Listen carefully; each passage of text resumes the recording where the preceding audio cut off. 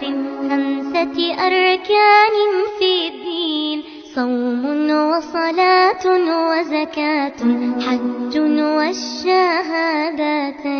شهادة أن لا إله إلا الله وأن محمد رسول الله، إقامة الصلاة، إيتاء الزكاة، وصوم رمضان وحج البيت من استطاع إليه سبيلا. أعوذ بالله من الشيطان الرجيم. بسم الله الرحمن الرحيم. السلام عليكم ورحمة الله تعالى وبركاته. Alhamdulillah.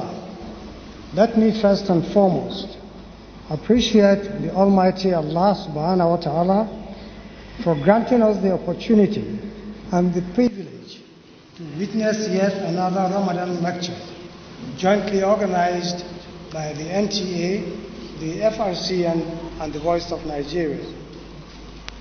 I also wish to commend and appreciate the management and staff of the three sister organizations for their initiative, commitment, and tenacity towards the actualization of the annual Ramadan lecture. This is the 13th edition of the lecture series with the focus, Fighting Corruption, the Islamic Perspective. Corruption is generally defined as the abuse of publicly or privately owned authority for private gain or benefit. Scholars worldwide have researched and analyzed that corruption is a worldwide phenomenon that costs the economy more than $2 trillion every year. It is therefore a major impediment to sustainable development, especially for countries like Nigeria that are developing.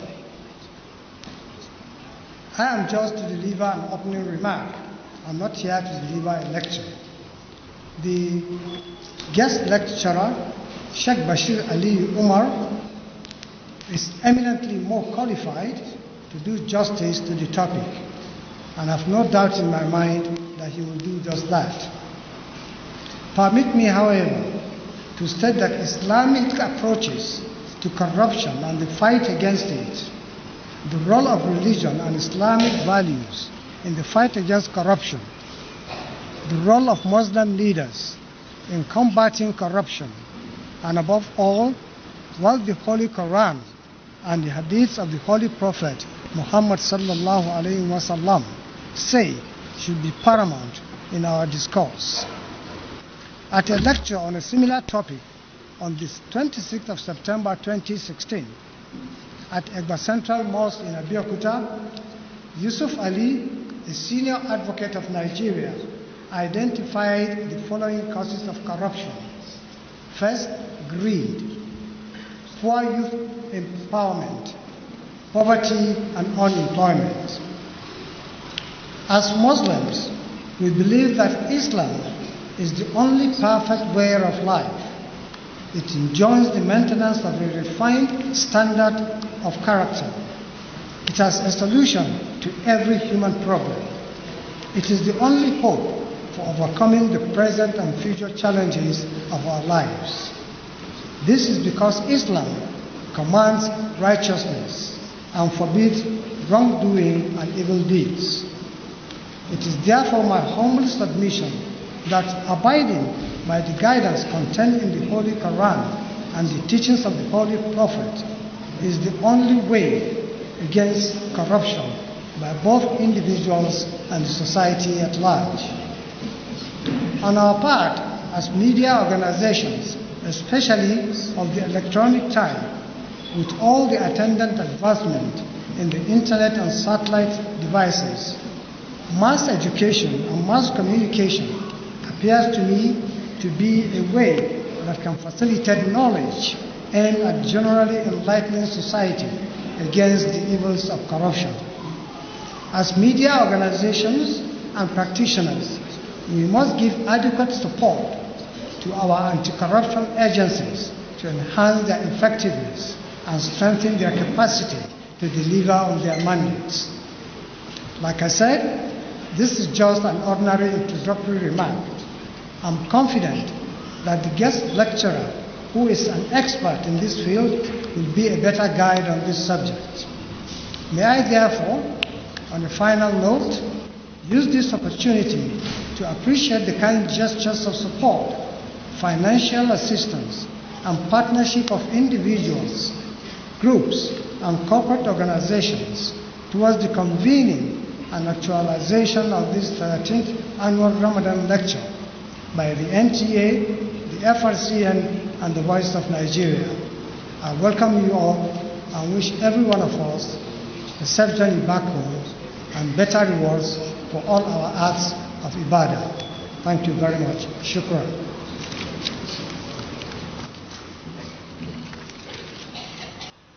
The chairman of today's occasion is the Emir of Zazzau, Alhaji Dr. Shehu Idris, CFR. Today is been ably represented by Alhaji Abbas Ahmad Patika Sarkim Padan Zazzau. Ranki Dade, Bismillah. It gives me great pleasure to stand in this important gathering as a representative of His Highness, the Emir of Zazzau, who is regrettably not here due to other demands of the palace. However, he directed me to represent him and extend his goodwill message to the organizers of this important lecture titled Fighting Corruption in Islamic Perspective. Corruption is a form of dishonesty undertaken by a person of authority, often to acquire personal benefit. Corruption also is the greatest form of human rights violation. Corruption impedes development of any nation. Similarly, Islam condemns corruption in any form. Now that corruption has become an endemic phenomenon in our society, there is no better time to come up with this an important topic than now. In many cases, our people rather appreciate corrupt than the honest leaders. The society must first and foremost inculcate the fear of Allah subhanahu wa ta'ala in their minds, and also to support the good policies of government for fighting corruption by government. All corrupt agencies must be empowered with all necessary requirements and right caliber of personnel to discharge its mandate effectively and efficiently. I therefore urge government at all levels to come up with programs that will educate people on this negative impact of this menace. I have no doubt in my mind the speaker will discuss intensively the dangers corruption posed in our society, as well as the Islamic injunction on the matter. For the audience, it is equally hope you will make a great use of whatever discussed in this end, at this end of this lecture, and as well extend it to others that are not here. I want to conclude this brief message by commending the organizers of this lecture for bringing this topic at this time when everything in the country is centered on fighting corruption. I pray to Allah subhanahu wa ta'ala to reward you abundantly. I wish all of us safe journey back to our various destinations. Thank you for listening. Assalamu alaikum.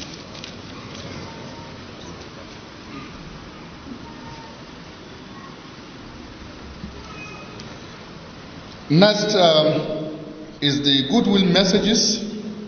Let me start by inviting the representative of the Chairman, Economic and Financial Crimes Commission, EFCC, Mala Ibrahim Magu, represented by another Ibrahim, but this time Bappa, the zonal head EFCC Kaduna, for the goodwill message.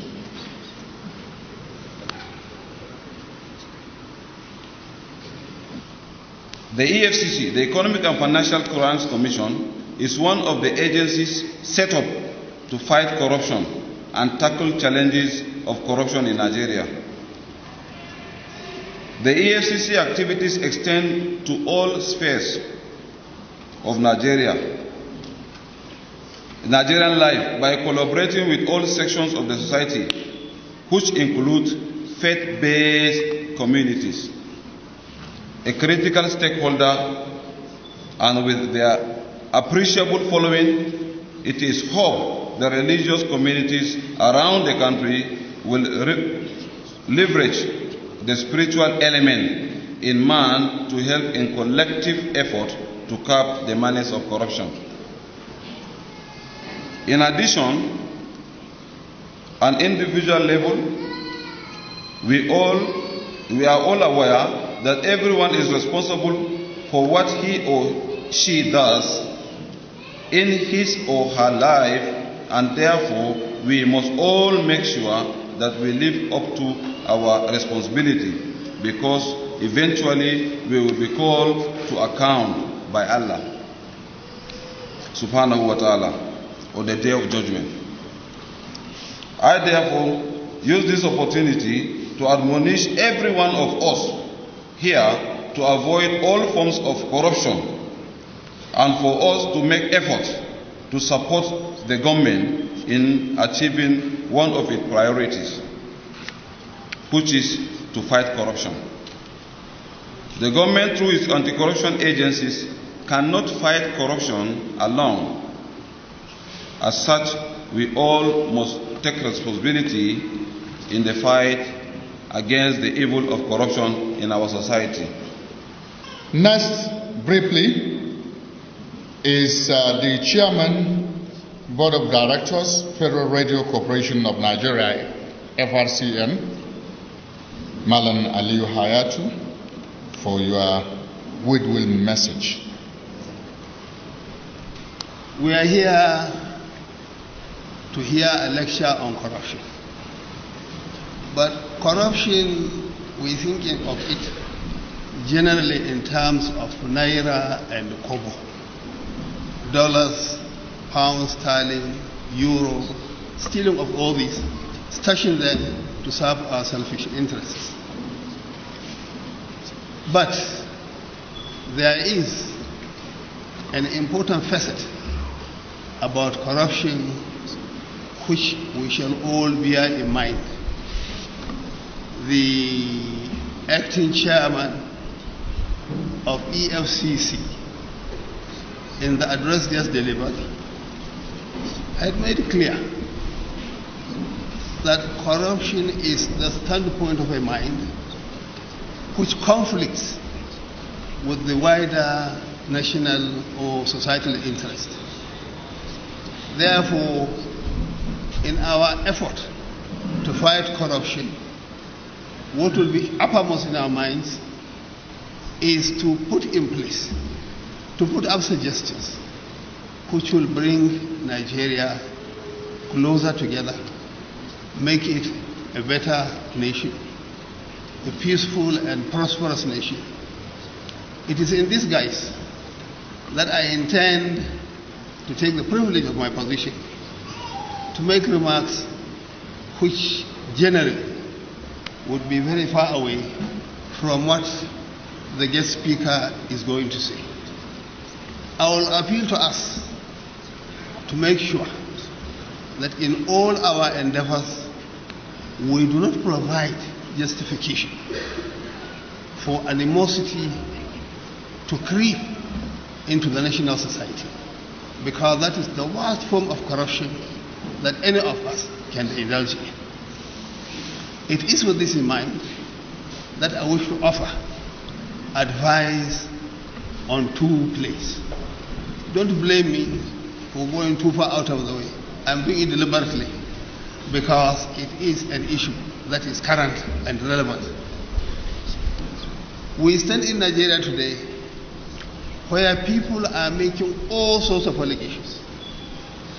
And these allegations reflect corruption in its worst, widest form. Two issues I wish to advise on is for us to be cautious in the kind of statements we make, because that is the statement, or that is the standpoint that will bring about corruption in Nigeria on a most destructive scale. The advice I wish to offer relates to the issues which are being advertised all over Nigeria today, that there is a crisis, tribal and religious. Now, when you think of corruption, as Mr. Magu says, you are thinking of statements, not the stealing of Naira and Kobo, but any statements we make capable of destroying Nigeria. Because our fight against corruption should be geared towards building a Nigerian nation that is strong, united, and prosperous. Let me recognize the Chairman Board of Trustees of the annual Ramadan lecture series, Malan Inwa Jibrin. You are welcome. Let me also welcome the Latin Zazzau and former Governor of Kaduna State, Alhaji Dr. Mukhtar Ramalan Yaro, who is here. Let me call on the chairman of the occasion and the Emir of Dutse, Malan Nuhu Muhammad Sunusi, represented today by the district head of Kiawa, and also one of the veterans in this field of ours, broadcasting, Malan Adamu Aliyu Kiawa, to say the remarks by the chairman of this occasion, and also to introduce to us the guest lecturer for today, Sheikh Dr. Bashir Aliyu Umar. Wakil Mai Martaba, Bismillah. I am really delighted personally to be part of this, because this is the first time I am participating in this lecture series. I am happy because as a media practitioner for 39 years on and off, today I'm re-establishing my relationship with the media houses. I've seen quite a number of colleagues. I'm happy with this. And I think we need to commend the trio of NTA, FRCN and VON for consistently and persistently organizing this lecture series for the 13th time now. The best of good action is that which is persistent, even if it were small. We pray to Almighty Allah to continue to give them the strength to continue to organize this kind of lecture series, which is highly educating and highly rewarding. We have today as the guest speaker Dr. Bashir Umar Aliyu, who I'm sure is well known to most of us as a prolific Quranic translator and the chief imam of Al-Furqan Mosque, who is a graduate of the Islamic University of Medina. And we all know, those who know a little of the Islamic University, and I know a little bit of it through the speaker, because I've known him over 20 years ago, since he was a student of that university. This is a university that, in my opinion, is probably offers the most intense and vast knowledge of any field. This is a university where, even as an undergraduate student, you don't have free lectures. You are in the class from 8 o'clock until closing time. You only have maybe a break, just like secondary school. You don't even move from one lecture hall to another. It is the lecturers that meet you in the class to show you how intense the undergraduate studies there is. And for you to acquire a master's degree there, you need to spend 4 years. It's the only university that I know where you spend 4 years before you acquire a master's degree. And therefore, to get a PhD there, like Dr. Bashir got, you have to spend minimum of 12 years. And that is exactly what he did. Now, this is a university that has one of the largest library collections in the world, and the students have access to the Haram Library, which is also one of the largest libraries in the world. And apart from being a student of the university, taking lectures from the well-educated lecturers there, you also frequently go to the Haram there and take lessons from the traditional ulama there. And therefore, a product of that university, in my opinion, is more vast in his knowledge than any product of any university in any field of knowledge.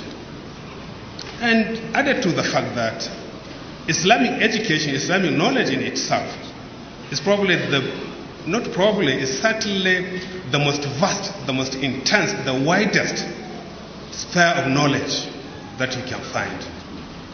And therefore, an Islamic scholar who specializes even in one field, you will find him as vast in other fields of Islam as if those other fields are his own fields. For example, if you are a graduate of that university in Quranic sciences, you will be so vast in hadith, in fiqh, and all other usul fiqh and all other aspects of Islam that anybody listening to you will think that that is your field of specialization. Unlike other fields of knowledge where if you are a metallurgist, for example, probably other than your field of area, you don't know as much in other fields. So what we have today is Dr. Bashir Umar, who is a graduate of that university, who is that kind of scholar, and who in addition is virtually in every other field. After acquiring his PhD from the Islamic University, he came and took a job with Bayero University as a senior lecturer in the Department of Islamic Studies. And remember, he graduated in the field of Hadith Sciences, but in addition, he also studied Maliki Fiqh and Usul under traditional ulama and ulama in Medina also, like I mentioned in the Haram.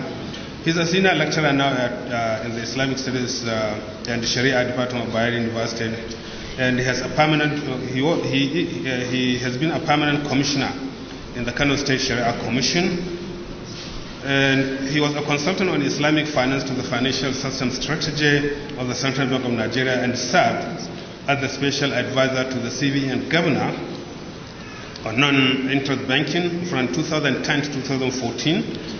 During which the guidelines for the regulation and supervision of non-interest financial institutions in Nigeria were issued, and the first non-interest banks were licensed and CBN liquidity management experts.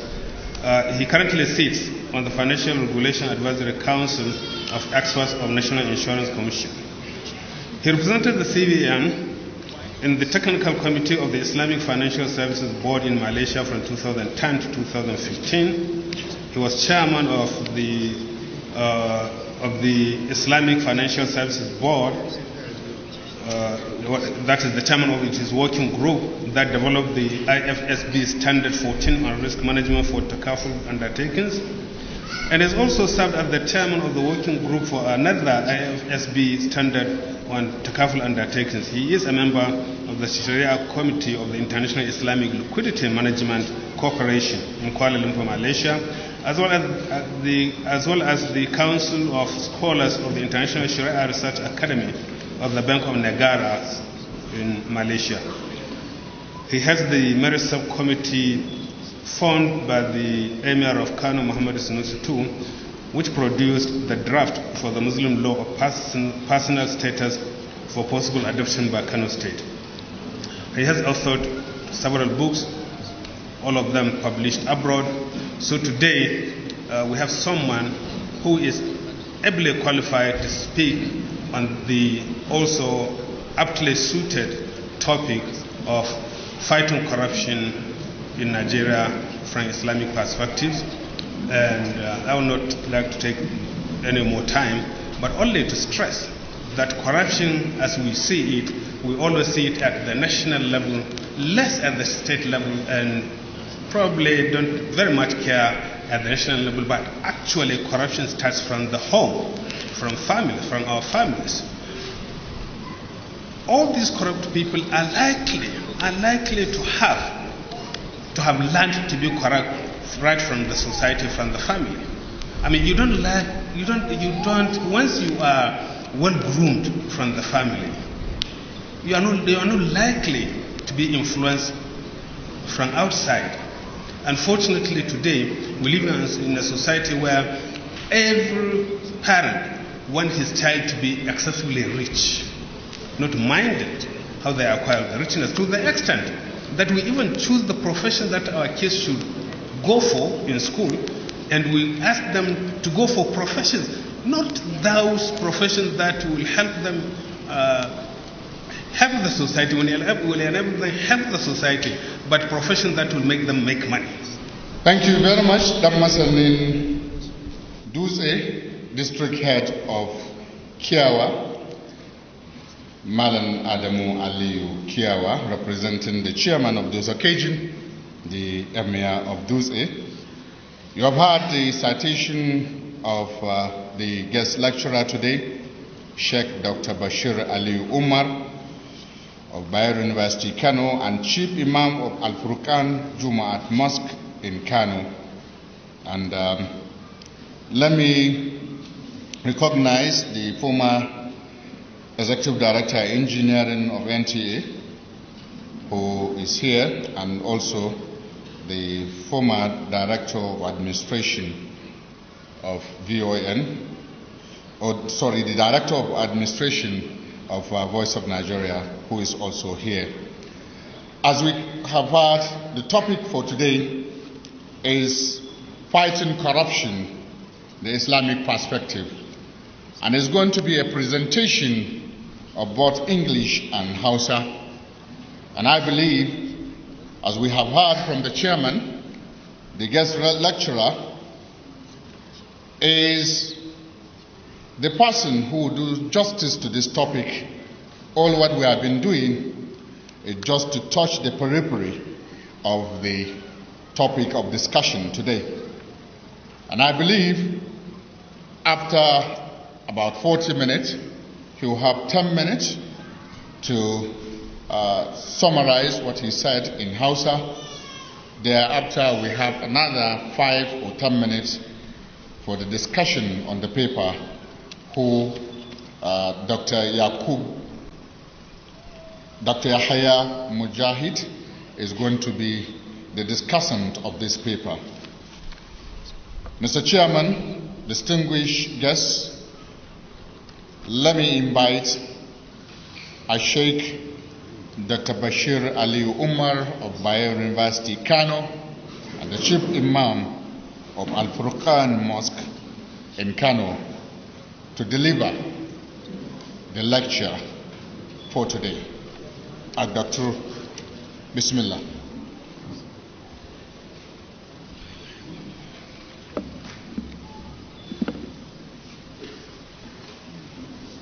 السلام عليكم ورحمة الله وبركاته. إن الحمد لله نحمده ونستعينه ونستغفره ونعوذ بالله من شرور أنفسنا وسيئات أعمالنا. من يهده الله فلا مضل له ومن يضلل فلا هادي له. وأشهد أن لا إله إلا الله وحده لا شريك له وأشهد أن محمدا عبده ورسوله صلى الله عليه وعلى آله وصحبه ومن استنى بسنته واهتدى بهديه إلى يوم الدين. أما بعد,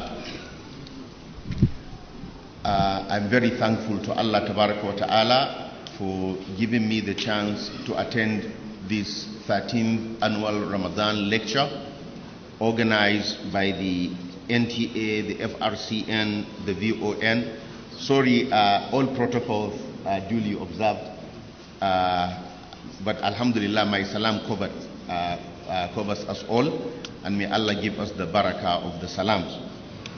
It is indeed a great pleasure to be here again.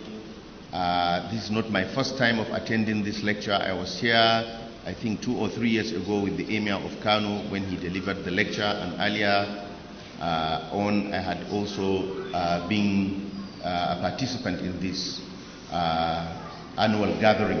And may Allah Ta'ala put a lot of blessings in it, and may Allah reward the ones who started it, as I will also join the chorus in praying for them, for the ones who established it, as was done by the former director. I am also thankful to the organizers for inviting me to speak on this topic, which is very topical, that is fighting corruption, the Islamic perspective. The issue of fighting corruption, we know, is a global fight. It is championed by multilateral organizations, and a dedicated organization has been established, the Transparency International, that has been given worldwide recognition. We as Muslims, we need to go back to the teachings of our religion to see what is the relevance of this fight to our beliefs and our practice, and what is the position of Islam regarding corruption and fighting it. So my talk is mostly going to be on fighting corruption, not on the details of the impact of corruption on society, because this is something that is widely known. Even though I need to define what corruption is, but I will not dwell on the impact of corruption on society. Rather, I will dwell on the perspective of Islam in fighting corruption, because the topic is fighting corruption, not corruption itself. As we know, Islam is the final religion of Allah. It is the religion that has been chosen by Allah and accepted by Allah for mankind. It is the final embodiment of what all the prophets of Allah alayhimu salatu wasalam have been calling and declaring to mankind throughout history. Allah the Most High said, "Al-yawma akmaltu lakum dinakum wa atmamtu alaykum ni'mati wa raditu lakum al-islam dina." This day I have perfected for you your religion and completed my favors unto you, and have chosen for you Islam as your religion. He also said, "Inna dina inda Allahi al-Islam." The only religion in the sight of Allah is al-Islam. Now the fundamental objective of Islam is to bring about good and benefit for the whole of humanity and maximize it, and to eradicate evil and harm and minimize it. That is the fundamental principle of Islam, is jalbul masalihi wa takthiruha wa dar'ul mafasidi wa taqliluha. As a result of this, Islam has set high standards of ethics, morals, values and norms of behavior, as well as systems for regulating all human endeavors in all aspects of life on this planet, so that which will guarantee the attainment and fulfillment of this fundamental objective of Islam. Corruption is one of the evils that is scourging human life on earth. As such, its eradication and minimization falls under the fundamental objective of Islam. Corruption predates Islam. It has been documented to exist as early as in the Assyrian civilization. This is according to historical records. But according to the Quran, we know that when Allah decreed to create a vicegerent on earth, Al-Khalifa, the angels, they asked Allah Tabaraka wa Ta'ala, they said, "Ataj'alu fiha man yufsidu fiha wa yasfiku ad-dima wa nahnu nusabbihu bihamdika wa nuqaddisu lak." Are you going to place therein the one who will spread corruption on it and spill blood, while we are the ones who are chanting your praise and glorifying you? And Allah said, "I know what you do not know." Now many of the Mufassirun, they do cite that there were creations on earth that predated the children of Adam who spread corruption on earth. Now there is no reference to this clearly, but we know that before Islam itself, before the coming of the Prophet sallallahu alaihi wasallam, there was corruption, because as we have seen instances of mention of the word regarding previous prophets of Allah Tabaraka wa Ta'ala. But according to human history, the Assyrian civilization, which existed in the 13th century before the Common Era, that is 1,300, about 700 years, 1,300 years before the Christian era. In 1997, a group of Dutch archaeologists, they found near Raqqa, which is a city in Syria, about 150 cuneiform inscriptions, that is writings on walls, which indicate that the site contained an administrative center of the Assyrian civilization that dated 13th century before the Christian era. A special archive was found, perhaps from the equivalent of a modern day Ministry of the Interior. This archive, it contained data about employees that were accepting bribes, including the names of senior officials and the name of an Assyrian princess. So they were having a record, a database of people that were engaged in administrative corruption.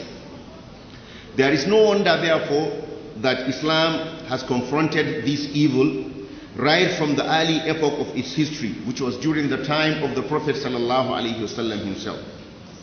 Now, the purpose of this, my presentation, is to present the position of Islam over this evil and how it defined it, identified it in all its ramifications, and dealt with it. The Encyclopedia of the Social Sciences defines corruption as the misuse of entrusted power for private benefit, which was quoted by in one of the goodwill messages. This is the definition of the Encyclopedia of Social Sciences. That is the misuse of entrusted power for private benefit. This is the definition that was adopted by the Source Book of Transparency International, where they regard corruption as involving behavior on the part of officials in the public sector, whether they are politicians or whether they are civil servants, in which they improperly and unlawfully enrich themselves or those close to them by the misuse of the power entrusted to them. Now, this definition limits corruption to political and administrative corruption, maybe because of its prevalence in modern society and its wide effect on other factors of life. In Islam, corruption is given a wider and more encompassing definition. The Arabic term for corruption is fasad.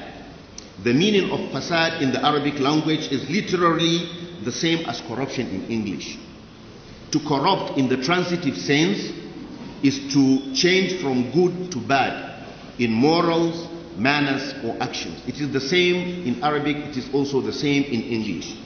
In Arabic, to do fasad is to change a thing that is originally good by removing the goodness from it, or to adopt or commit a thing that is originally bad and has no good in it. So to find something that is good and remove the goodness that is in it, or to commit or do something that is inherently bad and evil in which there is no good, this is all regarded as fasad in Arabic language. The commentators of the Quran regard fasad as changing the benefit of a beneficent thing to harm, either by the agency of the thing itself or by another agency, or to adopt or commit something that is intrinsically harmful. This term has been used in several places in the Quran, and it is usually used in this generic sense, even though in one verse some specific aspects of fasad were mentioned as examples of this general meaning. Allah Tabaraka wa Ta'ala said in Surah Al-Baqarah, وَإِذَا تَوَلَّى سَعَى فِي الْأَرْضِ لِيُفْسِدَ فِيهَا وَيُهْلِكَ الْحَرْثَ وَالنَّسْلَ. And when it is said to وَإِذَا قِيلَ لَهُ اتَّقِ اللَّهَ أَخَذَتْ وَإِذَا تَوَلَّى, and when he turns back, وَإِذَا قِيلَ لَهُمْ لَا تُفْسِدُوا فِي الْأَرْضِ قَالُوا إِنَّمَا نَحْنُ مُصْلِحُونَ. When it is said to them, do not spread corruption on earth, they say we are only making good. Now this is the Quran describing one of the evil qualities of the munafiqun, the hypocrites. This is fasad in the generic sense, and it was not specific, because whatever they were asked not to do, they were being asked not to do acts of evil in its general sense, but they regard that and gave it the name of goodness. And Allah also mentioned specific aspects of fasad when he said, when he turns away, his effort in the land is to make corruption in it and to destroy crops and cattle, and Allah likes not corruption. Destruction of destruction of wealth, destruction of crops, destruction of livestock has been described as corruption by Allah Tabaraka wa Ta'ala. And also Allah Tabaraka wa Ta'ala said, وَالَّذِينَ يُمَسِّكُونَ بِالْكِتَابِ وَأَقَامُوا الصَّلَاةَ إِنَّا لَا نُضِيعُ أَجْرَ الْمُصْلِحِينَ. And as to those who hold fast to the book of Allah and perform prayers, certainly we shall never put to vain the reward of those who do good. The opposite of this is fasad, is not holding to the book of Allah and not performing prayer. This is fasad.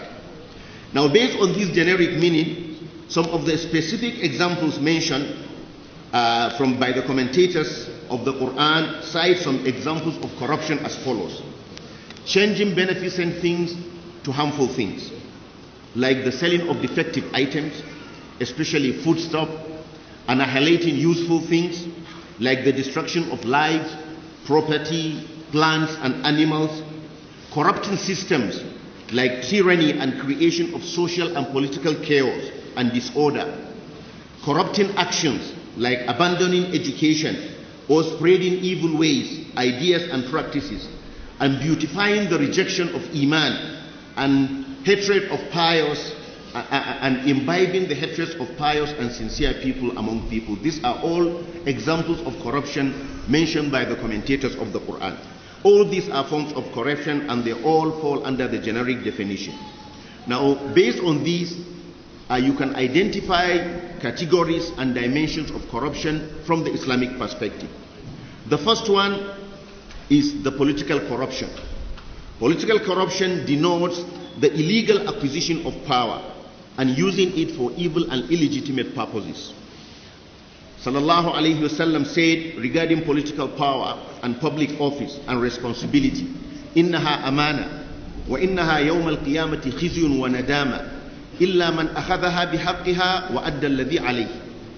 It is that is political power. It is a trust, but on the day of judgment, it will be a cause of shame and regret, except for the one who assumes it right justifiably and discharges its obligations dutifully.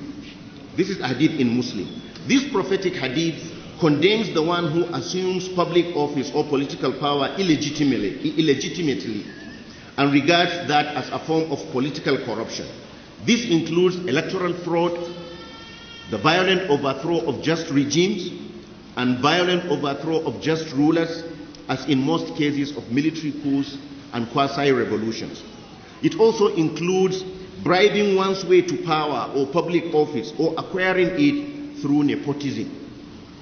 This last has been explicitly mentioned in the saying of Sayyidina Umar ibn al-Khattab radiyallahu anhu, where he was reported to have said, "Whoever is in a position of public trust over the Muslims and then appoints a person based on love or affection or kinship between them, then he has indeed betrayed the trust of Allah, His Messenger, and the Muslim community." Now, how are our appointments? If you weigh this with what Sayyidina Umar has said, that is, appointments should just be based on qualification and ability, but not on any other subjective consideration. The one who does not do that, he betrays the trust of Allah, the trust of the Prophet sallallahu alaihi wasallam, and the trust of the generality of the Muslims. The one who does this falls under what Allah has warned. يا أيها الذين آمنوا لا تخونوا الله والرسول وتخونوا أماناتكم وأنتم تعلمون واعلموا أنما أموالكم وأولادكم فتنة وأن الله عنده أجر عظيم. O you who believe, do not be disloyal to Allah and His Messenger and betray your trust while you know and know that your wealth and your children are a trial for you, and with Allah alone is immense reward. The second category of political corruption mentioned in the hadith is the lack of faithful discharge of the obligations of public office. This includes the misuse of office and position for spreading mischief or for personal benefit. And this last falls under aspects of administrative corruption. The second is administrative corruption, whose meaning is what we said, that is making use of public office for personal benefit or acquiring office through illegitimate means. The third type of corruption is economic corruption. The example is the corruption of the people of Madian, who used not to fulfill the measure and weight and deprive people of their due rights. And this is why in almost all places where Allah mentioned the Prophet Shu'aib and his call to his people Madian, the mention of fasad is there. وَلَا تَعْثَوْا فِي الْأَرْضِ مُفْسِدِينَ وَلَا تَعْثَوْا فِي الْأَرْضِ مُفْسِدِينَ. Do not spread mischief and corruption on earth. Because what they were doing is the epitome of mischief, which is depriving people of their due financial and economic rights, because they were in a position of advantage. They were in a position of advantage over their counterparties, what they call the asymmetry of parties, either based on information or based on control which you have, which the counterparty does not have. What were they doing? They were wrongfully weighing, they were adjusting the measure so that they will measure for somebody an amount less than the real amount. Just like the petrol station, they tamper with the meter. You know, the ordinary ones, the masakin mufsidun, because the mufsidun, they are in grades. The masakin mufsidun, they will just hit the pan, so that when they are weighing for you, it will not be full. It will be reduced. The measure will not be full. But the real serious mufsidun, they are the ones who are always cheating thousands every day. Whenever you go into the petrol station and they have altered the meter, they will just, maybe what they will take from you may just be 5 naira, 3 naira, but you multiply that by thousands and you see how much they are getting. And all that is hellfire they are squandering into their stomachs. This is economic corruption. And this was the type of corruption that the Prophet ﷺ himself used to check. He used to go into the market, and one time he went into the market and he saw somebody selling wheat, and he put his hand underneath and it was wet. He said, "Ma hadha ya sahib al-ta'am." What is this, O you who is selling wheat? He said, "Ya Rasulallah, asabathu sama." There was rainfall and it fell on it. He said, "Hala wada'atahu fawqa kay yarahu an-nas man ghashya falaysa minni." Why didn't you put it on top so that people will see? Whoever deceives and hoodwinks others, he is not from me. He is not of me. So this is checking economic corruption by the Prophet ﷺ himself. This is an aspect of corruption. There is also social corruption, and under this falls the corruption of morals and chastity, like the prostitutes of the people of Lut alayhi salam. They were also described as mufsidun. They were also described al mufsidun. قال رب نجني من القوم المفسدين. He said, "Oh Allah, save me from the people of corruption." This was the prayer of Lut alayhi salam in Surah Al-Ankabut. This is a corruption of morals. What was their corruption? Men were seeking their desires from fellow men, and women also the same. You know, just like now, the legalization of same-sex marriage. That is qalbul haqa'iq, putting reality upside down. Now this kind of social corruption, it pervades the whole community. It can even reach up to children, and you can see it when it becomes destroyed in society, when the moral fiber of the society becomes destroyed, becomes cut.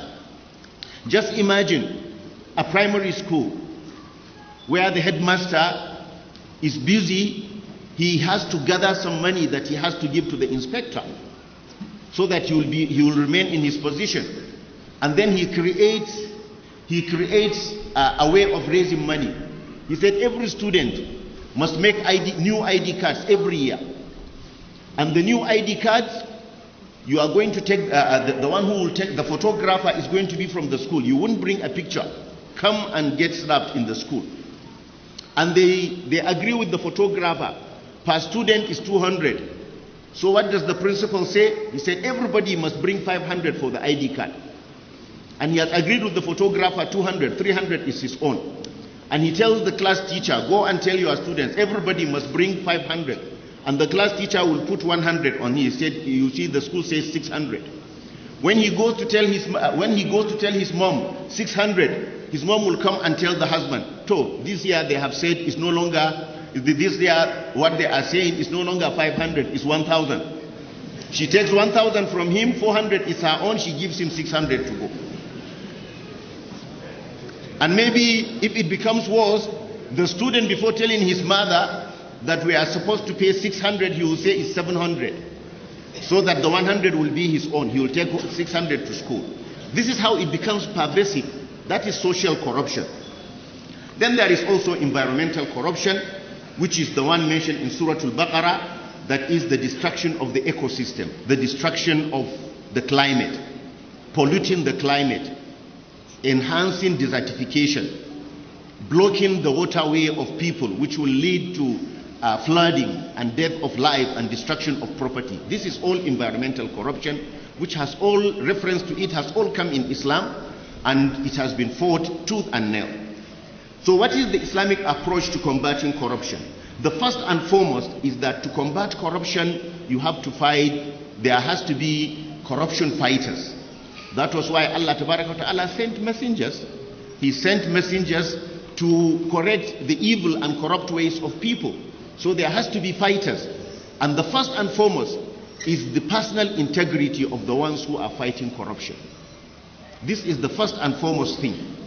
And that is why the Prophet ﷺ is commanded in more than one verse to say, wa ana awwalul muslimin. I am the first of those who submit. I will not tell you to submit to Allah while I don't submit to Allah. He is the first to submit. And this is why in the beginning of the Quran, when the Quran discussed the community that Islam will live forever, engaging with them, the Bani Israel, Allah Ta'ala mentioned a quality of theirs which we must avoid if we want to prosper. He said, أَتَأْمُرُونَ النَّاسَ بِالْبِرِّ وَتَنْسَوْنَ أَنفُسَكُمْ وَأَنْتُمْ تَتْلُونَ الْكِتَابَ أَفَلَا تَعْقِلُونَ. Do you command people with goodness and you forget yourselves and you are reciting the book of Allah? Why do you not use your intellect? And the Prophet ﷺ in the hadith of Usama, he reminded us of somebody in hellfire who will have his intestines and his stomach, everything out, and he will be dragging them like a donkey drags the wheel that is pressing sugar cane. And the people of hellfire will come and surround him, and they will identify him. They'll say, so and so. They will call him by his name. Were you not the one who was commanding us with good and forbidding us from evil? He said, yes, I used to do that. But I used to tell you, do good, while I never did it. And I used to tell you, don't do bad, and that was what I was doing. So even the people of hellfire, they are making him an object of surprise. They are surprised to find him there. So the most important thing is the personal integrity of the one who is fighting corruption. That is, you have to be upright yourself. And for this integrity, all actions in Islam have been tied to the belief system. I mean, integrity is not an intellectual habit. I mean, it's not like the philosophy of Kant, where he talks about integrity and morality and so on, and you regard it from an intellectual perspective. No, under Islam it is tied to belief. The essential belief is belief in Allah and belief in the last day. that you are going to be asked before Allah tabaraka wa ta'ala. That is why Allah tabaraka wa ta'ala says, ذَلِكَ يُؤَذُ بِهِ مَنْ كَانَ يُؤْمِنُ بِاللَّهِ وَالْيَوْمِ الْآخِرِ ذَلِكَ يُؤَذُ بِهِ مَنْ كَانَ مِنْكُمْ يُؤْمِنُ بِاللَّهِ وَالْيَوْمِ الْآخِرِ ذَلِكُمْ يُؤَذُ بِهِ مَنْ كَانَ يُؤْمِنُ بِاللَّهِ وَالْيَوْمِ الْآخِرِ إِن كُنْتُمْ تُؤْمِنُونَ بِاللَّهِ وَالْيَوْمِ الْآخِرِ. And the Prophet used to say, مَنْ كَانَ يُؤْمِنُ بِاللَّهِ وَالْيَوْمِ الْآخِرِ. Whoever believes in Allah and the last day. The question of the issue of the last day is central to this. The one who does not have this belief in the afterlife, then he is the one who will only have morality if it is to his own self-interest. The one who denies the day of judgment, what did Allah say about him? بَلْ يُرِيدُ الْإِنسَانُ لِيَفْجُرَ أَمَامَهُ. The man who denies al-akhirah, he wants to do al-fujur ahead of him. He wants to make the way open for him to commit all sorts of misdemeanors. So that is why Allah tabaraka wa ta'ala, when talking about riba, he said, وَاتَّقُوا يَوْمًا تُرْجَعُونَ فِيهِ إِلَى اللَّهِ ثُمَّ تُوَفَّى كُلُّ نَفْسٍ مَا كَسَبَتْ وَهُمْ لَا يُظْلَمُونَ. And fear a day when you will be returned back to Allah. And then you will be rewarded. You will be given full reward for what you have done. وَمَنْ يَعْمَلْ مِثْقَالَ ذَرَّةٍ خَيْرًا يَرَى فَمَنْ يَعْمَلْ مِثْقَالَ ذَرَّةٍ خَيْرًا يَرَى وَمَنْ يَعْمَلْ مِثْقَالَ ذَرَّةٍ شَرًّا يَرَى. And Umar radiallahu anhu used to say, Al-Kayyis man dana nafsuhu. The one who is clever is the one who puts himself under accountability. So this feeling of accountability is essential. And closely tied to this regarding personal integrity is the realization that when in cases of corruption, there are three things that are a reward, or there are three things that follow. The first and foremost is the evil, al-ithm. It's an act of ma'siyah, an act of disobedience. An act of disobedience is evil itself. It is a cause of hatred in the sight of Allah, a cause of hatred in the sight of angels of Allah. It is a cause of hatred in the hearts of people themselves. That's why you find somebody spending a lot. He wants to be loved by people. But because of the evil act that he is doing, people will say, Wallahi bamai. They will not. Because the hatred has been there because of what he has done. So this, and part of the negative impact of al-ithm al-ma'siyah is that it deprives you of the barakah of wealth. And it shows on the face, darkness shows, as Ibn Abbas has said, and it gives constriction in the heart. No matter how much you surround yourself with material things, you are not happy. And the only happiness will come when you repent to Allah. Now this is a reality. The second thing is that there is punishment for it. If it is not a had, then there is ta'zir, as we shall see. And the third and foremost is that there is restitution. You have to pay what you squander. If it is a gift which you took unjustifiably, it will be snatched. Look, a simple thing like money that was supposed to be transported from Iraq to Medina, and Sa'd ibn Abi Waqqas, he gave it to a son of Umar ibn al-Khattab to transport the money with himself. For him, he gave him the money, and he asked him, okay, instead of carrying the money, buy some merchandise. When you reach Medina, sell it, give the money to Amirul Mu'mineen, and the profit is yours. And when he went, he did exactly that. This was public funds. He took the money, bought merchandise, brought it to Medina, sold it, and then he came to Umar, his father. He said, oh Amirul Mu'mineen, this is your money, and this is my profit. So Sayyidina Umar, he said, bring the profit. Both the capital and the profit is ours. Where you are not the only one in the entourage. Why did he choose you to give you? It is because you are the son of Amirul Mu'mineen. You are not entitled to it. So Sa'd ibn Abi Waqqas, so some of the Sahaba who were there, it is in Muwatta, he said, Ya Amirul Mu'mineen, make it qirab. Make it qirab, that is, make it a joint partnership. That is, divide the profit between the Muslims and himself. and he accepted. He said, okay, since you took the work of buying and selling, take a portion, but the other portion will go to the Bayt al-Mal. You see, if it was improperly acquired, he would have paid compensation. So these three things are aspects that will put personal integrity on individuals in the society, and it gives them the right to fight corruption. There are also institutions for fighting corruption that have been established in Islam. The first and foremost institution is the Sharia itself, the law. The rule of law that democratic societies have been talking about is something which they never knew till after the French Revolution and the establishment of the first modern state. But in feudal Europe and in the dark ages of Europe, they never knew the rule of law. The king was the law. The prince was the law. But in Islam, since before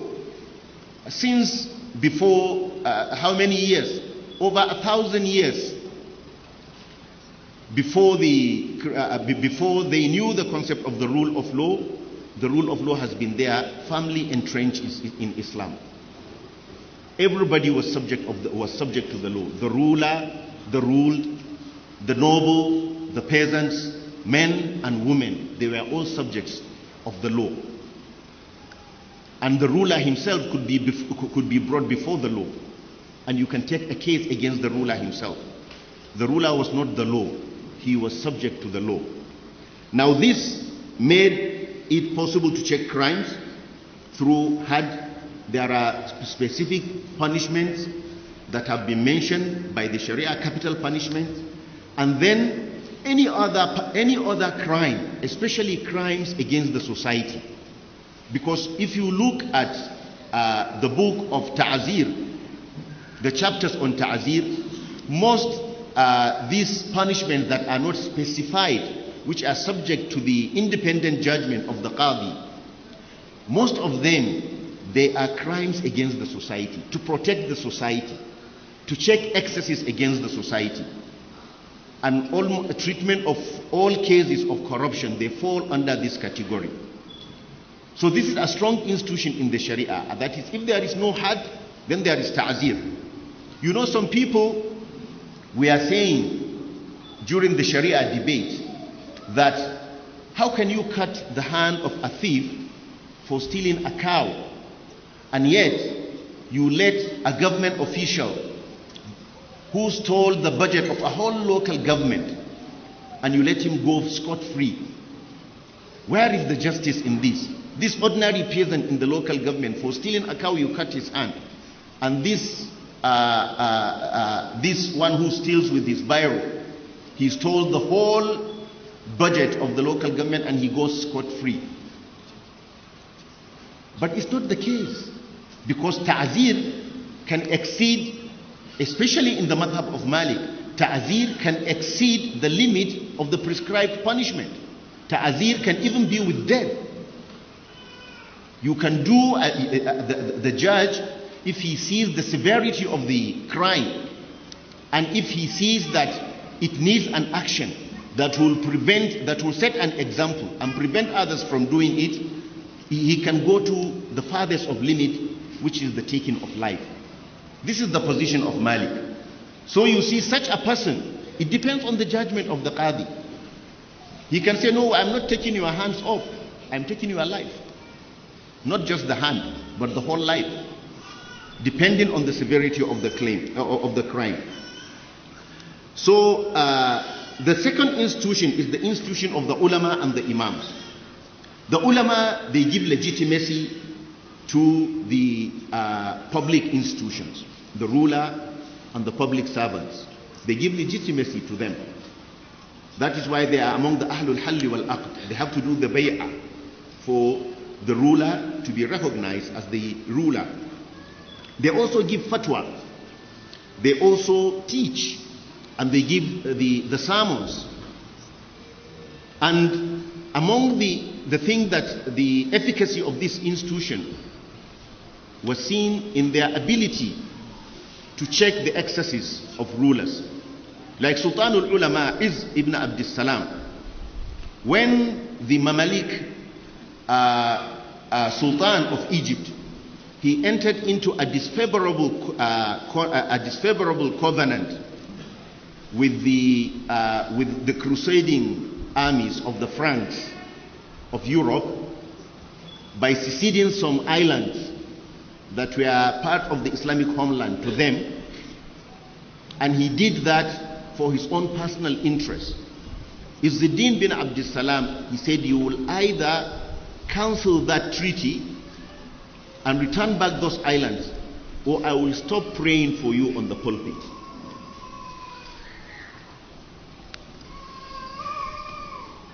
He said he will stop praying for him on the pulpit, because the prayer on the pulpit, it is the prayer that the Amirul Mu'minin, he was always after, and it was the practice. Allahumma waffiq imamana lima tuhibbu wa tarda, Allahumma ansur imamana imam al-muslimin wa ayyidhu bi ta'yidik. All those dua which they do on Friday and during Eid. He said, I will stop doing that dua, because that dua is a source of legitimacy to the ruler, and he immediately returned it. And also the practice of the ulama not attending the janaza of someone who is known for corruption, because it is a principle of fiqh that someone who is a clear fasiq, that people of eminent standing in society, ulama and righteous people, should not attend his janaza. He should be left with ordinary street people to do the janaza for him. This is a kind of thing that used to check the corruption of people in corruption. So I will just switch to Hausa. Sorry, because I was said I am out of time.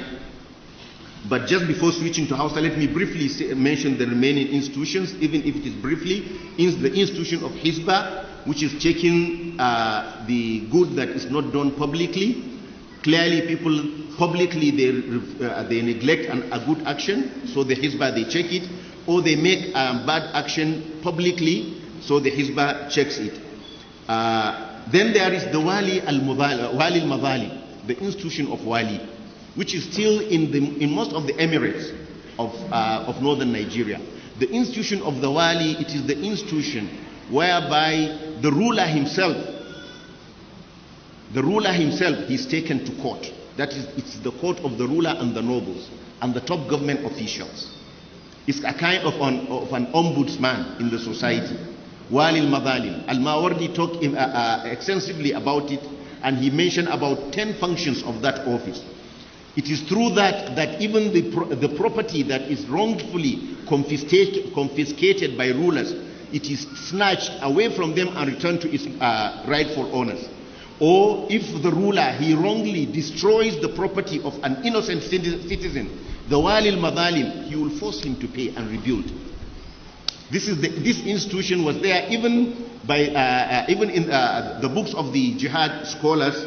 They mention it, and that is why we have Wali in most of our emirates.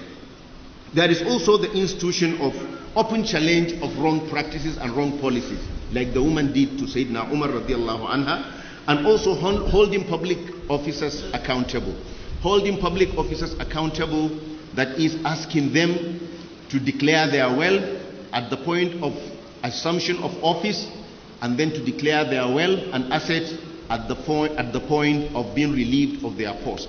And if through calculation any amount is found to be wrongly acquired, it will be snatched and put in the public treasury. To do a kind of discussion on this paper for only 10 minutes is a lecturer from Ahmadu Bello University, Zaria, Dr. Yahya Mujahid, who will do justice to this paper also by sticking to time. Permit me to stand on the existing protocol to discuss this issue of fighting corruption in Islamic perspective. My own presentation is to delineate what you have listened for over an hour. Therefore, I'm going to make it on a point for everyone to be able to comprehend the approach of Islam in fighting corruption. And I said, in Islamic perspective, to fight corruption, you must be able to identify three essentials. One, you must be able to define the causes. Two, you must be able to know the nature of the corruption.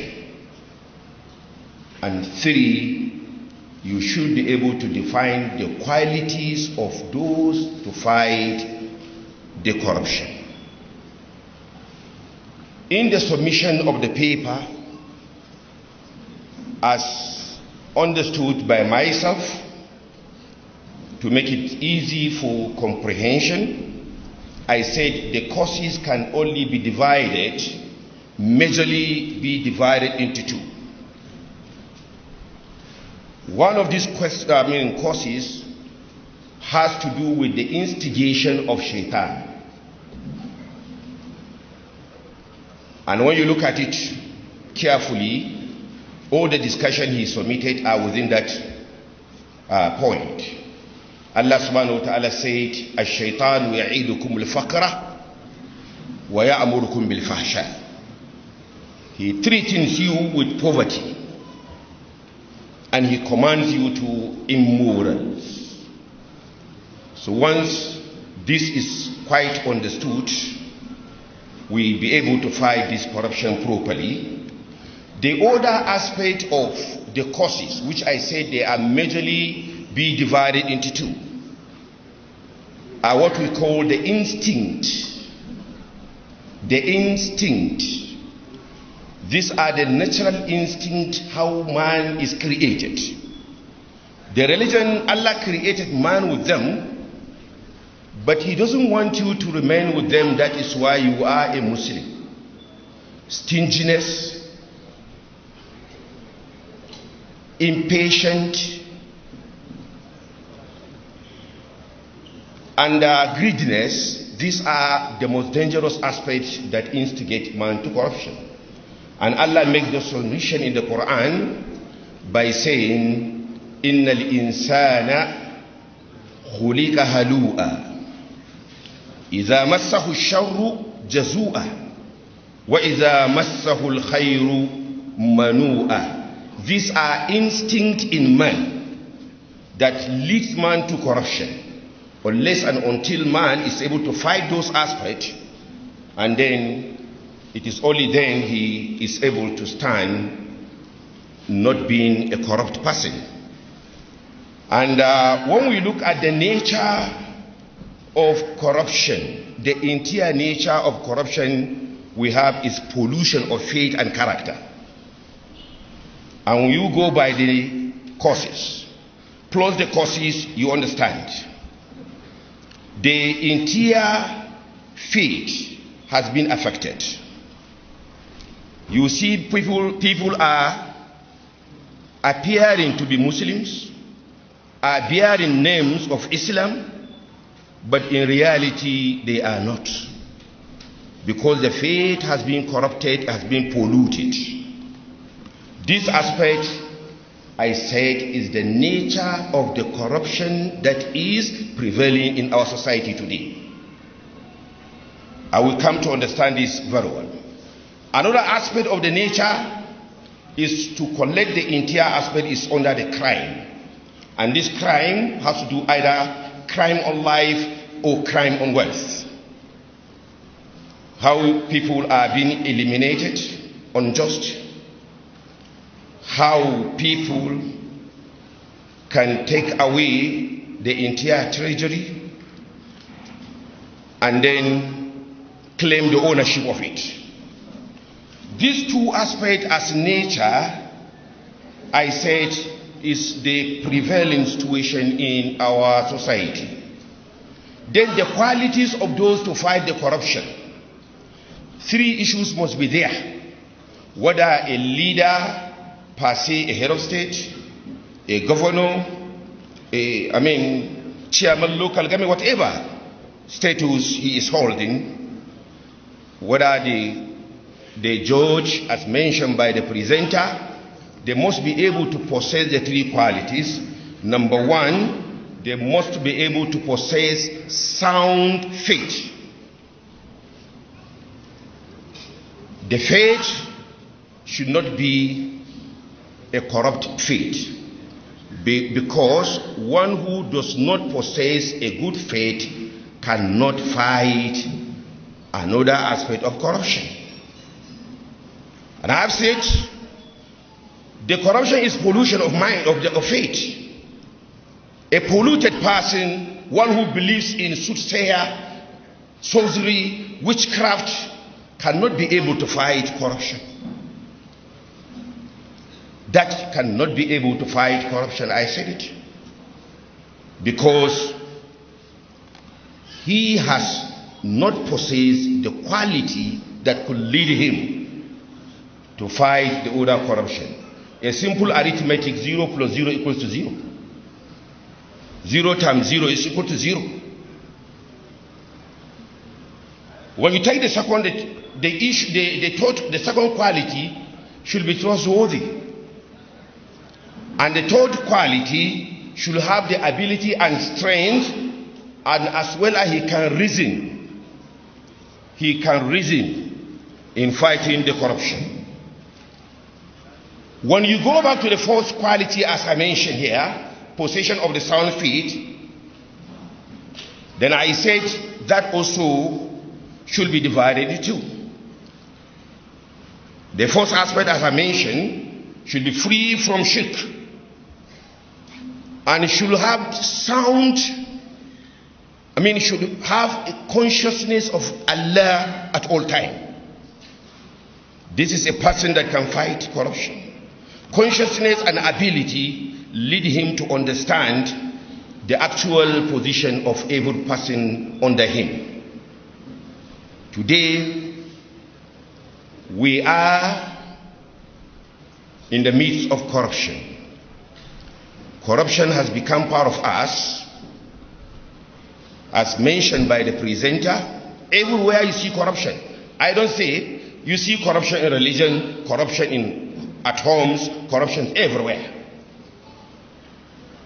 But sometimes, when you look at issues carefully, you find that if leadership should not understand the real causes of those corruptions, hardly we can be able to fight the corruption. Let me give you an example. Hindu, wife of Abu Sufyan, she came to Rasul and complained to Rasul that my husband Abu Sufyan is stingy. He doesn't give us wealth. He doesn't give us enough, myself and my children. And I used to take from his wealth unknowingly. Rasul now said, go ahead, take the wealth, feed yourself and your family according to your needs. So what is the meaning of this? A group of workers were reported to have been taken to Umar bin Khattab by their master that they have stolen the wealth. And Umar said to them, when he inquired, why did you steal from the wealth of your master? And then they were able to tell Umar the salary they received, which is not enough to cater for their needs. And Umar said, you are the zalim, not they. In a nutshell, a corruption cannot be properly dealt with when people are staff. Who is to arrest the corrupt person? The staff should arrest a corrupt person? Impossible. Let us call the spade a spade. Today we receive the minimum salary of 18,000 naira. A bag of rice is 16,000 naira. How much money is he spending from that minimum salary and as well as reserve for other things? Indeed, you invite for corruption. Corruption cannot be dealt with unless you identify the causes very well and go by the solutions. And that solution, when we say consciousness of Allah, is someone who feels the presence of Allah wherever he is. He doesn't have any selfish interests. He doesn't segregate. He believes to deal with all. And that is what the presenter mentioned. Allah said, in yakun ganiyan aw faqiran fallahu awla bihima. Never belongs to your party, no belongs to your group, no belongs to any class, but they should be dealt in at equal footing. And this is what Islam says. My brothers and sisters, I would like to say, because of the minute given to me, the issue of this corruption today is a serious issue that we must address the issue. All the crimes you are seeing being committed are as a result of one disease or the other.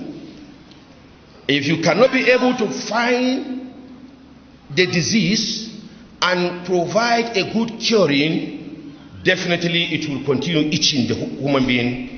It will continue itching the entire society, and hardly you see no one that is not corrupt. He mentioned the wife is corrupt in relation to her husband. The husband must be also corrupt in relation to others. And so also, this is how everyone moves about. Assalamu alaikum wa rahmatullahi wa barakatuh. Thank you very much, Dr. Yahya Majid from Ahmad Bello University, Zaria.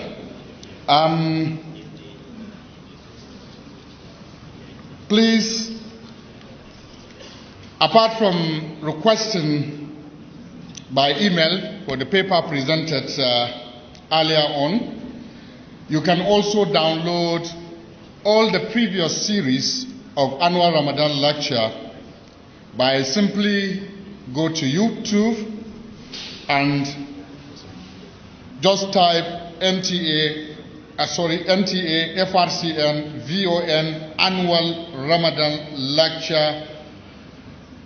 You now subscribe and you will download all the lecture series, the 12 lecture series, and I believe in the next couple of days you will have the lecture of today. Before we move on, and I think there are some questions because it's going to be some little question and answer series. Will not take much time. Some people have written questions which the Sheikh will try to answer. Then we now take a few remarks. Then we round up the program for today. Doctor, there are a few questions here. Please, you can send in your questions so that we will ask, the guest lecturer so that he can answer them briefly. The first one, it says, Assalamu alaikum. What does Islam say about judging a case of corruption, especially the cases of corruption in Nigeria that is taking a long time? Bismillah, alhamdulillah, wa salatu wa salamu ala Sayyidina Rasulillah wa ala alihi wa sahbihi wa man wala. He said, regarding the cases of corruption in Nigeria that is taking a long time, well, you know the position of Islam on adjudication of over every case is al-bayyinatu ala al-mudda'i wal-yaminu ala man ankar. That the prosecution is the one that has the onus of providing the witnesses, and then the defendant, he is the one that will be asked to swear. which means that once a case has been foolproof with evidences, then there should not be delay in justice, because any delay in justice brings about a lot of corruption in itself. So if indeed we are to follow the teachings of Islam, the unnecessary delays or the interference of factors that are outside the real legality and the legal process, they are all things that are not acceptable under the Sharia. Well, there are two questions also, Malan, on this. One is about gifts, and the other one is on whistleblower. This one, it says, Islam allows a leader to give gifts. What is the position of Islam on gifts given to delegates that attended a meeting in a state by His Excellency the Executive Governor, whether cash or materials? Then this one is, Assalamu alaikum, as highlight on whistleblower. So what will be the modification Islamically? Okay, yeah, a ruler is allowed to give gifts, it is true, and that is why the gift that is given for the benefit of society, for the good of society, it is permissible to accept gifts so long as they are gifts that are coming from the public treasury and the leader is empowered by law and by morality to give that gift. But the moment a gift is not a gift, but is rather somebody bargaining his religion for that, then that becomes a bribery. There is a thin line between gift and bribery, and it is imperative on the Muslim to always make the distinction between the two. Whatever is given for personal benefit, and you know that it is given for compromise, it is given not for the interest. It is given not for for public interest and for the interest of good. Then it is something which somebody must avoid. When he says delegates, I don't understand. Is he talking about delegates for primary elections, or what kind of delegates? If it is delegates for primary election, we know what it is. We don't need to answer. We don't need to even ask ourselves. I mean, this is just sell and purchase, buying and selling. He is selling some. He is giving the money to the delegates in order to get their votes. In order to get their votes, and this is clearly a case of misappropriation of misuse of public funds, and the people who take also, they are buying what they are not supposed to sell, because the votes are not for sale. So if you sell what you are not supposed to sell and you consume that money, you are eating haram, because it becomes akli amwal nasi bil batil. Especially when the money comes from the public treasury, which it makes it even worse. Regarding whistleblowing and the modifications for it under Islam, I mentioned the restrictions. I said there are restrictions, which is whistleblowing must not be based on suspicion, and whistleblowing must not lead to spying, and whistleblowing must not preclude first giving good counsel to the one who is the perpetrator. Before doing the whistleblowing, you should give good counsel to the person who is doing it. And with these restrictions, it can fall under prevention of al-munkar, and first and foremost, before everything else, it is something which one should do fi sabilillah. And that is why the issue of ja'ala, which is the practice that is done, that whoever reports a case of whistleblowing, he will get a monetary reward. Once we say that the basis is nahyu anil munkar, it makes it an act of ibadah. And if it is an act of ibadah, you are not entitled to collect something for it, because an act of ibadah can only be fi sabilillah. So ja'ala cannot be done for something that is, except for something that is purely commercial, with the exception of like the teaching, the recitation of the Quran. It is ibadah, but it is also an effort. So you are charging something for your effort. So it boils down to something that translates into being commercial. But the act of whistleblowing itself, it is a public duty. It is a duty for the community which you are supposed to do. So the question of monetary reward for it may not be in the spirit of the Islam, But then, by the leeway that has been given to the Wali al-Amr, the leader, he's been given a lot of leeway in doing things that are for the public benefit. If it means that people that are expected to come and do are not doing, because they are not doing it fi sabilillah, and there has to be a monetary reward, in that spirit, something like that can be done. Just like the Khulafa, they gave monetary reward for people who were committing books of knowledge to writing. For instance, the Khulafa, they used to do that. They will say, the one who compiles such and such number of books shall be given such and such a monetary reward. This is an act of piety, but they prescribe because of maslahah, because of common good, they prescribe something like that. So this could be permissible under such circumstances. Wallahu ta'ala a'lam, and this is just my opinion, and I think this is the only question. Thank you. Thank you. Thank you very much, Doctor. I think, there are some questions from the gallery where our sisters are sitting down. Since Sheikh Dr. Ahmad Gumi is going to speak for 2 minutes, I think let me just lump some of the questions from our Muslim sisters so that Malam will talk for only 3 minutes, answer them as his remarks. Somebody said, malamai sun yi shiru akan cin hanci da rashawa, musamman akan 'yan siyasa, kenan malamai su ma suna corruption. Say, giving a lecturer something for appreciating his lecture, is it corruption? I want to know more. Menene bambancin barna da cin hanci da rashawa a musulunci? My question is for the AFCC representative, and I think he just presented a kind of brief remarks on behalf of his chairman. Since the chairman is not here, we will not allow him to answer this question. We just please limit ourselves to the paper presented. I thank you very much. I Sheikh Dr. Ahmad Muhammad Gumi.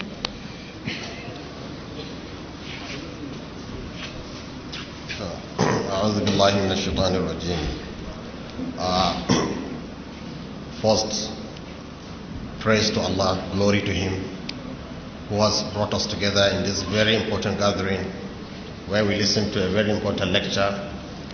My felicitation to the high table and you, the listeners. Corruption in what is one of the most difficult thing to fight, because the same corruption can come as fighting corruption and you will be deceived. Let me tell you an example. Uthman bin Affan, one of the pious companions of the Prophet ﷺ, was killed. Among the reasons why he was killed is that he is corrupt.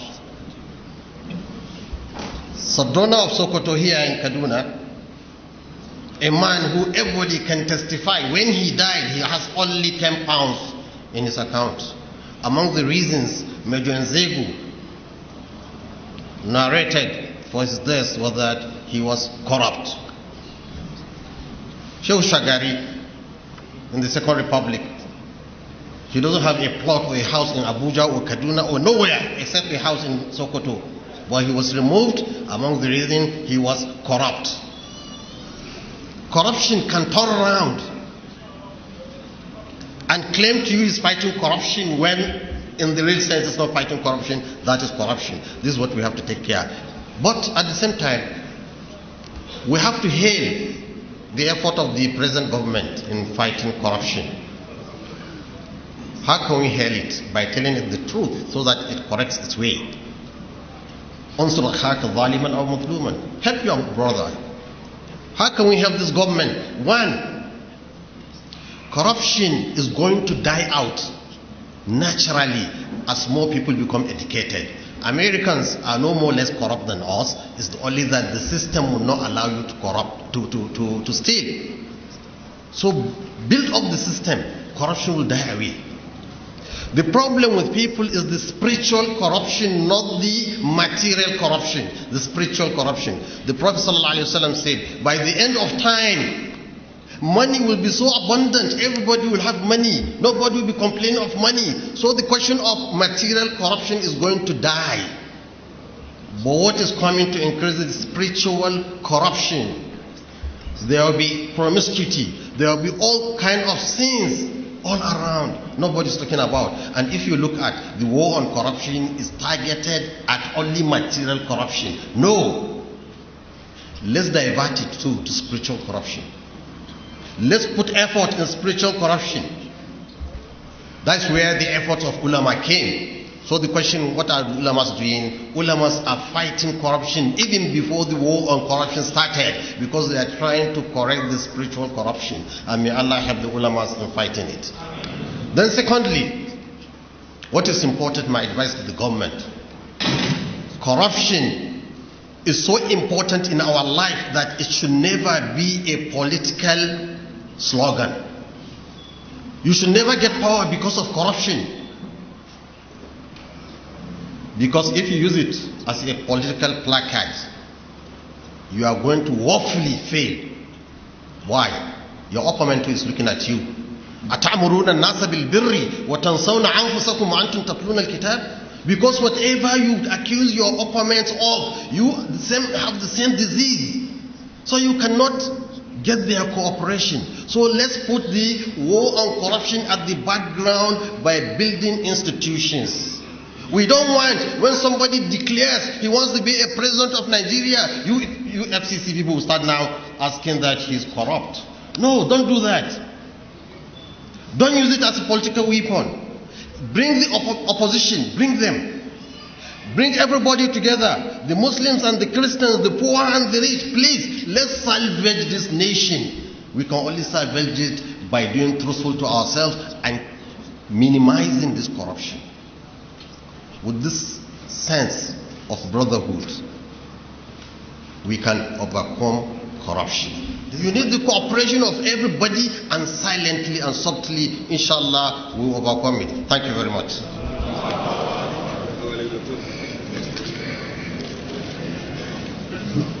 At-Takbir,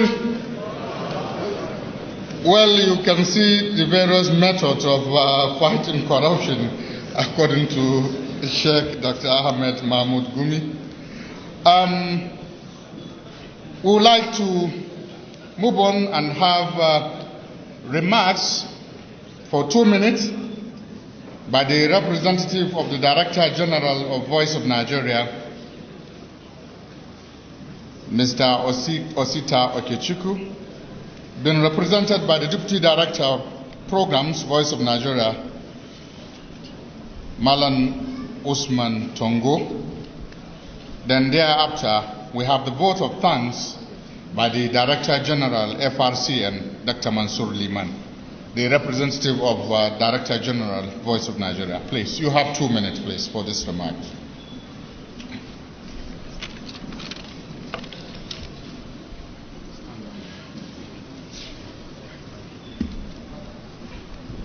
For want of time, I will stand on all the existing protocol as was established.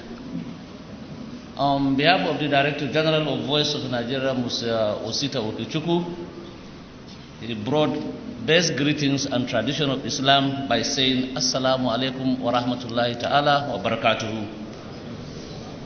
He asked for apologies because he wanted to physically be part of this event, but because of official exigencies which happened in his home state of Enugu, he sought for apologies. He will not be here. He asked me to represent him, and he made this remark as follows.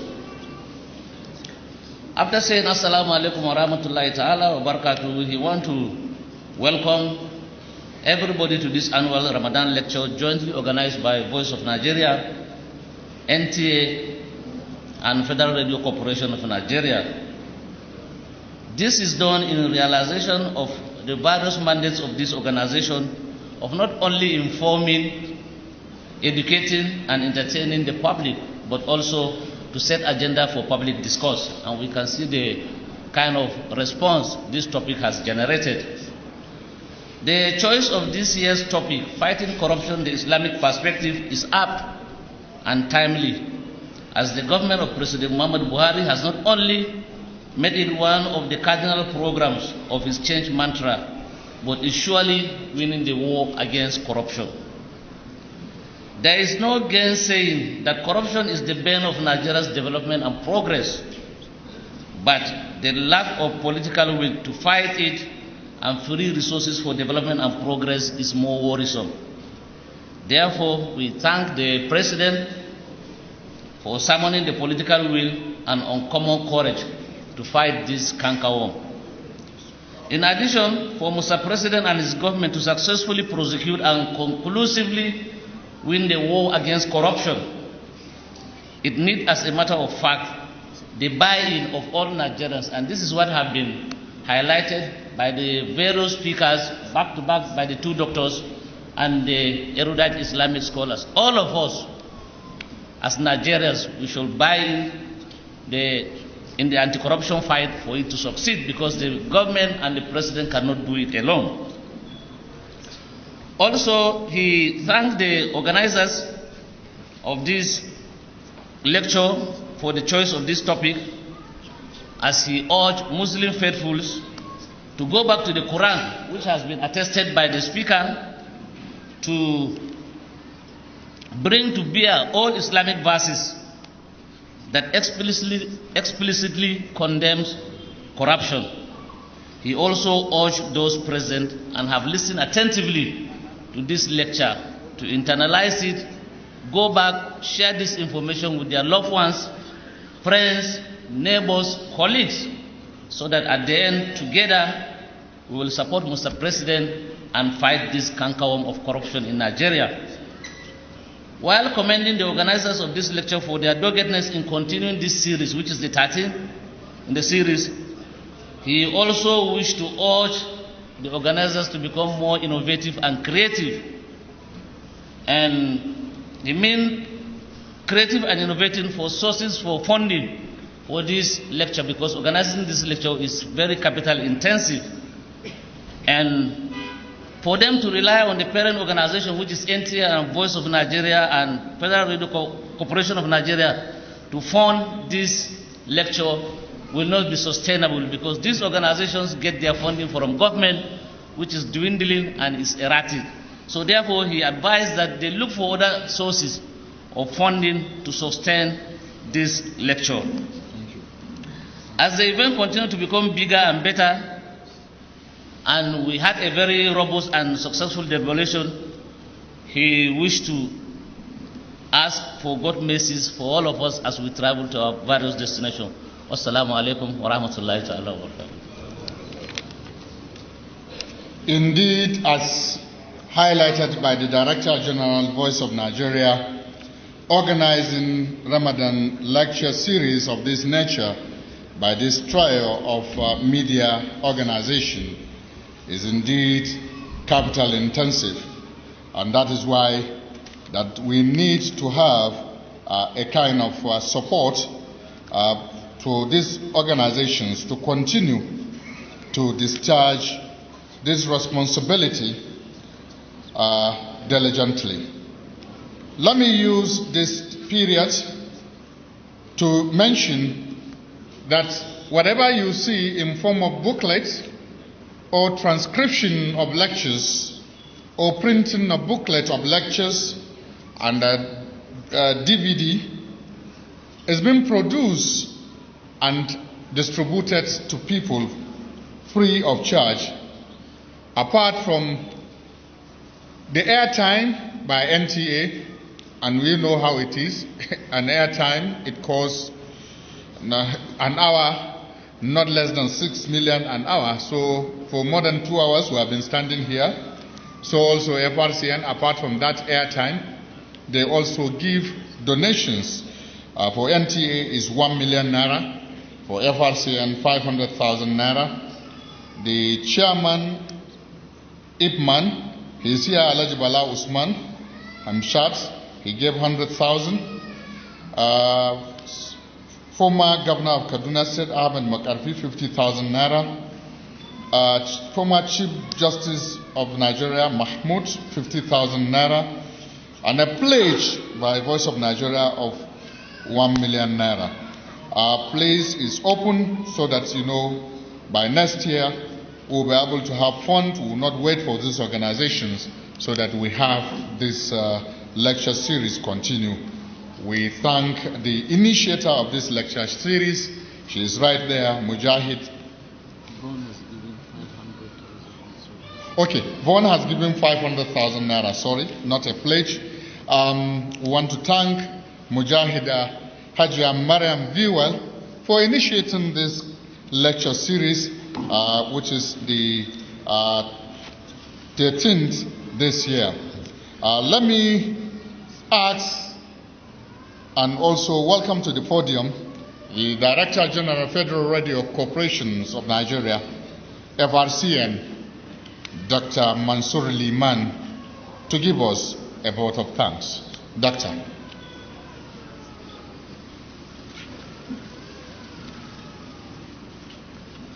أعوذ بالله من الشيطان الرجيم بسم الله الرحمن الرحيم إن الحمد لله نحمده ونستعينه ونستغفره ونعوذ بالله من شرور أنفسنا ومن سيئات أعمالنا من يهده الله فلا مهتدي ومن يضلل فلن تجد له وليا مرشدا أشهد أن لا إله إلا الله وحده لا شريك له وأشهد أن محمدا عبده ورسوله. Assalamu alaikum. My task is a very simple task actually. It's just to say thank you to everyone that contributed to the success of this lecture. Mr. Chairman, I would want to use this opportunity especially to thank the guest lecturer, Dr. Bashir Ali Umar, for an excellent lecture on a topic that is very topical in Nigeria today. The discussant also has added more perspective into what the guest lecturer gave us today. I pray to Allah to count this as sadaqatul jariyah to all of them for educating us.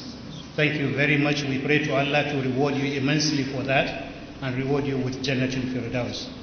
And I wish all of you safe journey back home.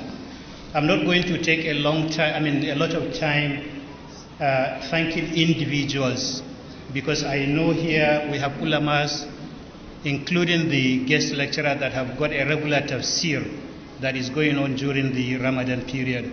And I'm sure, if I'm not mistaken, I think our guest lecturer is going back to Kano for his own tafsir this evening. So I'm going to I'm going to use a vote of thanks for everyone that is here. We really appreciate your presence and your support.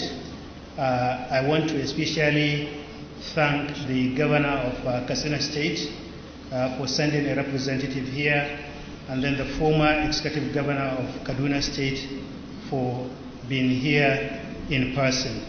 I want to also thank the chairman of the occasion, the Emir of Dutse, represented here by the district head of Kiawa, Alhaji Adamu Kiawa, for coming in here. I also want to thank the Emir of Zazzau, represented here by the Sultan Father of Zazzau. Thank you very much for all your support. Lastly, but not the least, I want to use this opportunity to thank my chairman, the chairman of the board of directors of FRCN, for also taking the time to come here, and not just the time, but also agreeing to actually do a message, a goodwill message here for all of us. Lastly, I want to thank everyone, especially the organizers of the lecture, 13th lecture, for making it a very good lecture and choosing a very good topic for all of us. I do hope we all benefited from what we had here, and will put into practice what we learned. So I pray to Allah to take us back home safely, and we pray to Allah to reward us, especially this month of Ramadan. Wassalamu alaikum wa rahmatullahi wa barakatuh. Thank you very much, the Director General FRCN. On behalf of the crew of NTA, both here at Lumana Center, Ungwarini, Kaduna, and that of FRCN, our colleagues from Abuja and other parts of the country, distinguished participants, we thank you very much for attending this year's series, but we would like to end by announcing an unspecified amount of donation by Katsina State government, which will be sent directly into the account of NTA FRCN and Voice of Nigeria annual Ramadan series. We thank the Katsina State government for this unspecified amount of donation. And I believe FCC is here. We don't want to mention any money that has to do with that.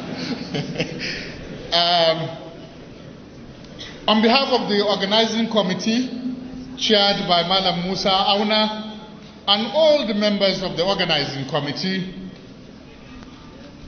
our chairman, the Dammasan Nduse, the Emir of Duse, represented by Dammasan Nduse, the district head of Kiawa, Alaji Adamu Ali Kiawa, one of our veteran broadcasters. I am Zubair Abdul Idris, the Dammasani of Birnungwari, saying goodbye, wassalamu alaikum, till next year, if Allah spares our life, inshallah. It's another history made by the trio of NTA, Federal Radio Corporation of Nigeria, Voice of Nigeria, for the successful organization of the annual Ramadan lecture. This is the 13th edition, and each edition remains an improvement compared to the previous. There is no doubt that many of those who attended this year's lecture series will believe in the venue, well educated, a topic of discussion, which has become a nagging problem and very prevalent, make meaningful contribution to the success of the fight against corruption. And on behalf of the crew here at Lumana Hall, GRE Kaduna, I'll say thank you for watching. Goodbye. بني الإسلام على خمسة أركان في الدين.